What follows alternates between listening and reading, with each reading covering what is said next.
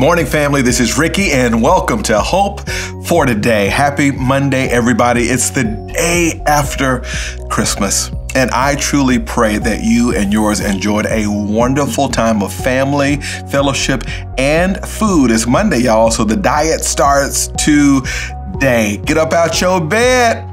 We'll sleep a little late because it's the day after Christmas, but eventually get up out your bed, bend the knee, and thank God for another day. It's going to be a great week in Jesus' name. Let's believe God together for that. What I want to do all this week is kind of dust off the Christmas passages to just give us a sense of reflection as to the good news of Jesus is coming that I'm going to continue to celebrate all week. And I want to take you to Matthew chapter 1. It's at the end of Matthew, having now recounted all of the lineage of Jesus Christ.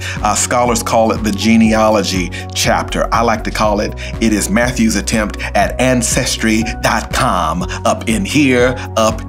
Matthew chapter 1, verse 17 says this: So all the generations from Abraham to David were 14 generations, and from David to the deportation to Babylon, 14 generations, and from the deportation to Babylon to the Christ, 14 generations. And I know what you're thinking, where can a Devo go from here? Because some of you are Bible readers and you know Matthew 1. It's what the old school church called the begat chapter. Y'all remember that? Back in the old King James version of the Bible, that would say, and so begat such and such, and the father of Abraham, he begat such and such, and he begat Judah, and she begat, and there's all these begats, because basically what Matthew is doing is proving to the Jewish Christians that he's ministering to that this promised Messiah, the son of David, this Jesus is the very same one. And so he authenticates the witness of Jesus by going through the heritage of Jesus Christ. My whole roundabout point is this: sometimes we glance over Matthew 1 instead of glazing over the grace in Matthew 1. Friend, you need to know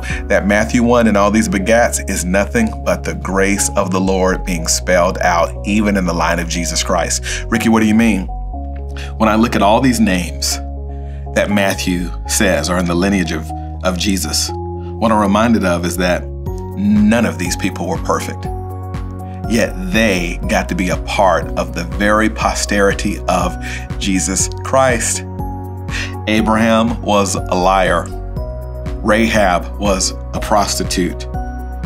David was a womanizer and a murderer. And you name it, you go through this list, it is a list of imperfect people, yet they were chosen to be a part of what God was doing. Where's the good news for you this Monday? It means that regardless of your past, God is ultimately focused on your future. Regardless of your past, God is ultimately focused on your future. It's the last week of the year, a year where we get to look back and count our blessings and prepare our hearts for a new year. And may your heart be prepared with this one good news truth, that Jesus Christ loves you, and he's looked over your past, and he's looked over your faults, and he's decided to meet your needs when you put your trust and faith in Jesus. Can I get an ancestry.com witness? Doesn't matter about your past, because God's thinking about your future. That's Hope for Today, and I'll see you next time.